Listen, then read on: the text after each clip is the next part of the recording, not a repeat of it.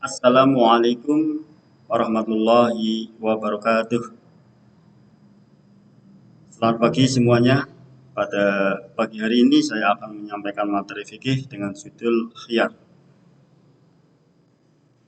Ada beberapa hal yang ingin saya sampaikan kepada kita semua terkaitannya dengan khiyar. Yang pertama adalah pengertian khiyar. Kemudian yang kedua, kita akan membahas tentang tujuan khiyar. Kemudian yang berikutnya adalah hikmah khiyar, kemudian hukum khiyar, dan ada beberapa macam-macam khiyar. Baiklah, kita mulai saja, kita bahas satu persatu. Yang pertama adalah pengertian khiyar. Khiyar menurut bahasa artinya memilih atau pilihan yang terbaik. Sedangkan menurut istilah, khiyar ialah hak untuk memilih, meneruskan, atau membatalkan akad jual beli. Jadi jelas di sini bahwa khiyar artinya adalah hak. Hak di sini adalah hak antara penjual dan pembeli untuk meneruskan atau membatalkan akad jual belinya. Jadi kalau misalnya di dalam transaksi tersebut tidak ada kesepakatan, berarti batallah jual beli. Akan tetapi kalau keduanya itu sudah sepakat antara penjual dan pembeli, maka jadilah jual beli tersebut. Jadi di sini ada hak antara keduanya. Jadi keduanya itu harus sama-sama untuk meneruskan atau membatalkan jual beli. Jadi kalau transaksi itu jadi maka diteruskan, dan apabila transaksi jual beli itu tidak jadi maka dibatalkanlah akad jual beli. Yang berikutnya adalah tujuan khiyar. Tujuan khiyar adalah agar penjual dan pembeli dapat mempertimbangkan sebaik-baiknya supaya akhirnya tidak ada penyesalan di kemudian hari. Jadi jelas di sini bahwa tujuan khiyar adalah agar antara penjual dan pembeli dapat mempertimbangkan dengan sebaik-baiknya agar nanti setelah selesai akad jual beli tidak ada penyesalan. Kemudian yang berikutnya adalah hukum khiyar. Dalam Islam, khiyar hukumnya adalah mubah atau boleh. Nabi Shallallahu Alaihi Wasallam bersabda, "A'udzubillahi minasyaitonirrajim. Bismillahirrahmanirrahim. Wa anta bil khiyari bikulli sil'atin ibta'taha salasa layalin." Artinya, engkau berhak memilih dalam tiap-tiap barang yang engkau beli selama 3 malam.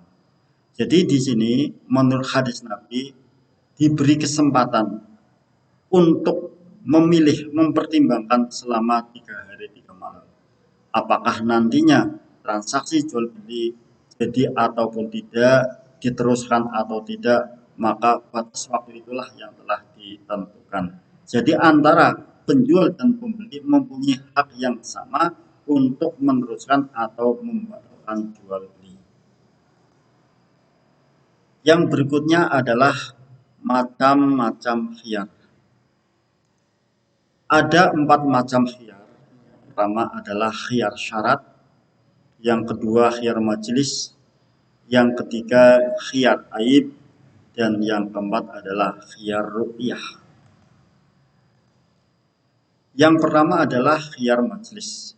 Yang dimaksud dengan khiyar majelis adalah hak memilih, meneruskan atau membatalkan ketika penjual dan pembeli masih berada di tempat jual beli tersebut.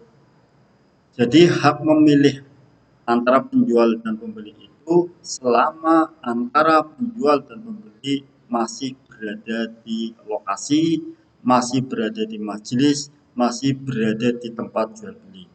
Artinya apabila penjual dan pembeli ataupun salah satunya sudah terpisah dari majelis tersebut, maka jual beli itu sudah putus.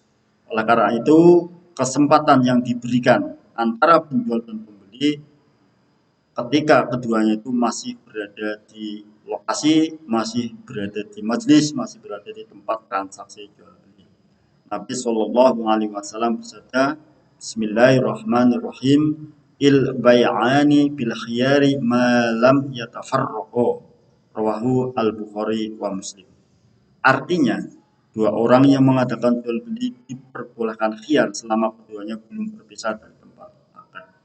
Jadi keduanya itu masih diperbolehkan khiyar, artinya memilih meneruskan atau membatalkan jual beli selama keduanya belum berpisah dari tempat akad, belum berpisah dari tempat jual beli, belum berpisah dari tempat majelis yang ada. Kemudian yang berikutnya adalah khiyar syarat. Yang dimaksud dengan khiyar syarat adalah hak untuk meneruskan atau membatalkan jual beli dengan syarat tertentu. Jadi khiyar di sini ada beberapa persyaratan yang harus dipenuhi antara penjual dan pembeli. Artinya, kalau ada beberapa syarat yang tidak terpenuhi, maka khiyar menjadi batal. Kemudian yang berikutnya adalah khiyar aib. Yang dimaksud dengan khiyar aib adalah hak untuk memilih antara meneruskan atau membatalkan akad jual beli sebab ada cacat yang dijual belikan atau ada cacat barang yang dijual belikan. Jadi kalau misalnya kita menjual ataupun membeli barang apabila ada cacat, maka di situ mempunyai hak apakah akan diteruskan atau akan dibatalkan.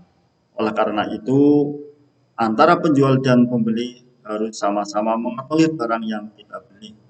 Apakah barang yang kita beli setelah kita pilih benar-benar masih orisinil, masih benar-benar asli, tidak ada cacat, tidak ada aib, maka kalau sudah disepakati, maka transaksi jual beli dapat diteruskan. Akan tetapi kalau ada cacat barang yang kita jual belikan, mungkin barang kita beli dapat kita tukar atau dapat kita ganti dengan barang yang baru atau mungkin dibatalkannya jual beli sehingga uang yang telah diberikan akan kembali utuh. Kemudian yang berikutnya adalah khiyar ru'yah. Yang dimaksud dengan khiyar ru'yah adalah hak bagi pembeli. Jadi di sini adalah hak bagi pembeli untuk meneruskan jual beli atau membatalkannya. Karena objek atau barang yang dibeli belum dilihat ketika akad berlangsung. Khiyar ru'yah ini diberikan kepada pembeli bukan kepada penjual. Jadi jelas di sini bahwa yang dimaksud khiyar ru'yah di sini adalah hak bagi pembeli. Mungkin pembeli itu ketika membeli barang yang kita beli belum melihat secara langsung barang yang kita beli. Ketika barang yang diterimakan kemudian ada komplain, ada permasalahan karena pembeli itu mempunyai hak, maka di sini barang bisa ditukar, dikembalikan ataupun yang lainnya. Maka di sini saya sampaikan lagi bahwa khiyar ru'yah merupakan hak bagi pembeli. Ketika pembeli itu pada saat membeli barang belum melihat barang secara langsung. Kemudian yang terakhir adalah hikmah khiyar. Ada beberapa hikmah khiyar yang dapat kita ambil manfaat bagi kita semua. Yang pertama adalah mendidik bagi penjual ataupun pembeli supaya bersikap hati-hati. Jadi ketika ada khiyar, ada hak di situ untuk memilih, meneruskan atau membatalkan jual beli, sifat kehati-hatian di situ akan muncul. Kemudian yang kedua, akan memperkecil kemungkinan terjadinya penipuan.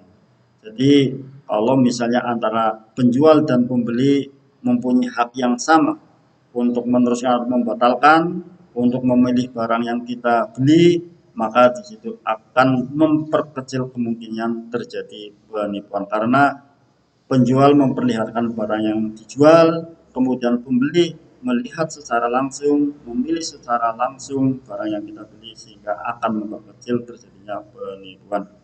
Kemudian yang terakhir adalah menghindari terjadinya penyesalan. Jadi kalau sudah sepakat antara penjual dan pembeli, pembeli sudah melihat secara langsung, sudah memilih barang yang kita pilih, sudah mantap, dan keduanya sudah sepakat, sehingga barang yang dibeli nanti akan menjadi barang pilihannya, sehingga tidak ada penyesalan di kemudian. Demikianlah yang saya sampaikan beberapa hal keterkaitannya dengan khiyar. Mudah-mudahan ada manfaatnya. Selanjutnya apabila ada hal-hal yang kurang benar, mari kita luruskan bersama-sama. Kurang lebihnya kami mohon maaf. Wassalamualaikum warahmatullahi wabarakatuh.